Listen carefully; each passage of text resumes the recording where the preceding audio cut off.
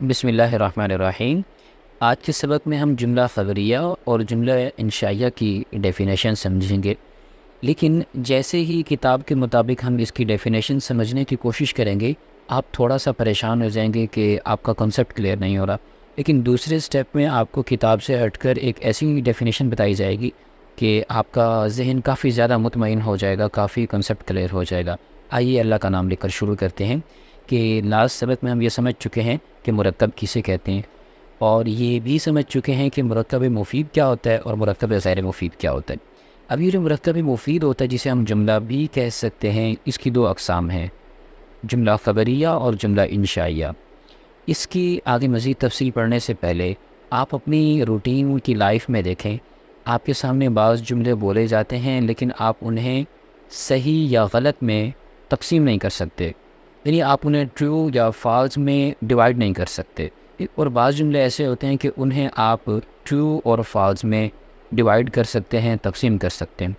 ایسا ہی عربی میں کانسیپٹ چلتا ہے کہ جن جملوں کو صحیح یا غلط کہا جا سکے ان جملوں کو جملہ خبریہ کہتے ہیں، اور جن جملوں کو صحیح یا غلط یعنی ان میں ٹرو اور فالس کا کنسیپٹ نہ چلایا جا سکے انہیں جملہ انشائیہ کہتے ہیں۔ اب ادھر کی مثال میں دیکھیے گا، اردو کی مثال دیکھیے، خالد نے کھانا کھایا تھا۔ اب ہم میں سے کوئی کہہ سکتا ہے کہ نہیں جی خالد نے کھانا نہیں کھایا، آپ غلط بات کر رہے ہیں، یا ہم کہہ سکتے ہیں جی بالکل آپ درست بات کر رہے ہیں، خالد نے کھانا کھا لیا ہے۔ لیکن اگر کوئی آپ سے کہے کھانا لے کر آؤ، آپ اسے یہ نہیں کہہ سکتے کہ آپ صحیح بات کر رہے ہیں یا غلط بات کر رہے ہیں، ہم اسے کیٹیگرائز نہیں کر سکتے۔ تو معلوم ہوا کہ جس میں صحیح درست کہا جا سکے اسے جملہ خبریہ کہتے ہیں، اور جسے صحیح درست نہ کہا جا سکے اسے جملہ انشائیہ کہتے ہیں۔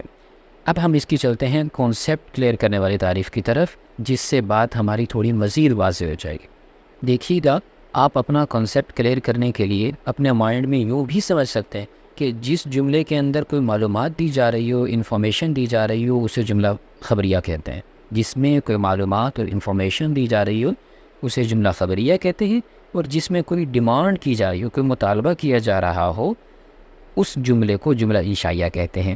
اب اس کی اگزامپل ہم دیکھتے ہیں، الدین سہل، دین آسان ہے۔ اب دیکھیے اس میں انفارمیشن دی جا رہی ہے، ہم کہیں گے کہ یہ جملہ خبریہ ہے، اور یہ بھی آپ کو پتہ ہوگا کہ خبر کو انفارمیشن بھی کہتے ہیں، تو یہ جملہ خبریہ ہے کیونکہ اس میں ہمیں ایک انفارمیشن دی جا رہی ہے، دین آسان ہے۔ خالد عالم، خالد عالم ہے، اس میں بھی ہمیں ایک انفارمیشن دی جا رہی ہے، اور انفارمیشن والے جملے کو جملہ خبریہ کہتے ہیں۔ اس کے برعکس دوسری کیٹیگری دیکھیے گا، اعطنی القلم، مجھے قلم دے دیجئے۔ اب اس میں چونکہ ایک ڈیمانڈ بیان کی جا رہی ہے تو ڈیمانڈ والے جملوں کو ہم نے سمجھ لیا کہ اسے جملہ انشائیہ کہتے ہیں، لہٰذا اعطنی القلم یہ جملہ انشائیہ ہے۔ اسی طریقے سے اللہ تعالیٰ نے فرمایا لا تبطلوا صدقاتکم، اپنے صدقات کو باطل نہ کرو۔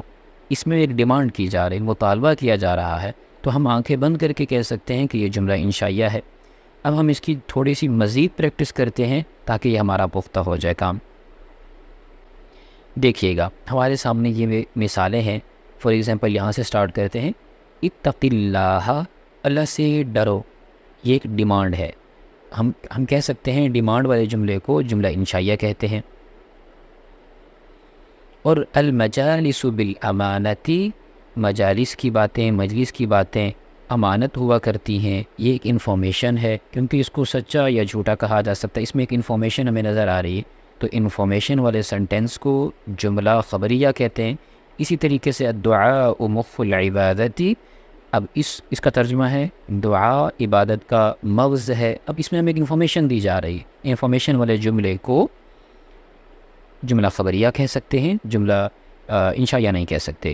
اب ایک اور مثال دیکھیے گا، اعطوا الاجیر اجرہ، یہاں پر لکھنے میں ایک اور غلطی ہوگی، الاجرہ لکھا ہوا ہے، یہاں پر ہونا چاہیے اجرہ۔ اعطوا الاجیر اجرہ، کہ مزدور کو اس کی مزدوری دے دو۔ اب دیکھیں یہاں پر ایک ڈیمانڈ کی جا رہی ہے، تو ڈیمانڈ والے جملے کو ہم سمجھ چکے ہیں، جملہ انشائیہ کہتے ہیں۔ اب یہ تو آج کی سبق کی پریکٹس کا طریقہ میں نے آپ کو بتا دیا، لیکن اس سے بڑھ کر پریکٹس کرنے کا ایک طریقہ یہ بھی ہوتا ہے کہ ہم یوں دیکھیں کہ الدعاء اکیلا الدعاء کو دیکھیں تو یہ لفظ ہے کیونکہ یہ زبان سے ادا ہو رہا ہے، اور پھر ہم دیکھیں گے کہ یہ الدعاء موضوع ہے یا محمل ہے. اوپر کا جو ہمارا ایک نقشہ ہمارے پاس ڈائیگرام موجود ہے اسی کی بیس پر دیکھتے رہیں گے کہ الدعاء موضوع ہے یا محمل ہے. ہم نے دیکھا یہ موضوع ہے کیونکہ اس کا ایک معنی اور مطلب ہوتا ہے.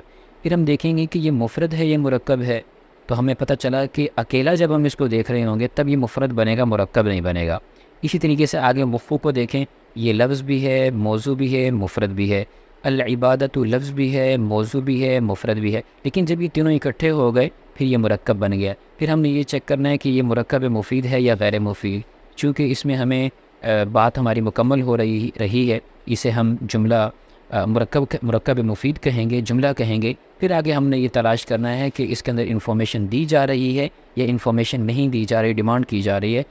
چونکہ اس والے اسپیسیفک جملے میں ہمیں انفارمیشن دی جا رہی ہے، لہٰذا ہم اسے جملہ خبریہ کہیں گے. پورے جملوں کی اگر آپ اس طریقے سے پریکٹس کر لیں گے آپ کے لیے پیچھے والا سبق یاد رکھنا آسان ہو جائے گا.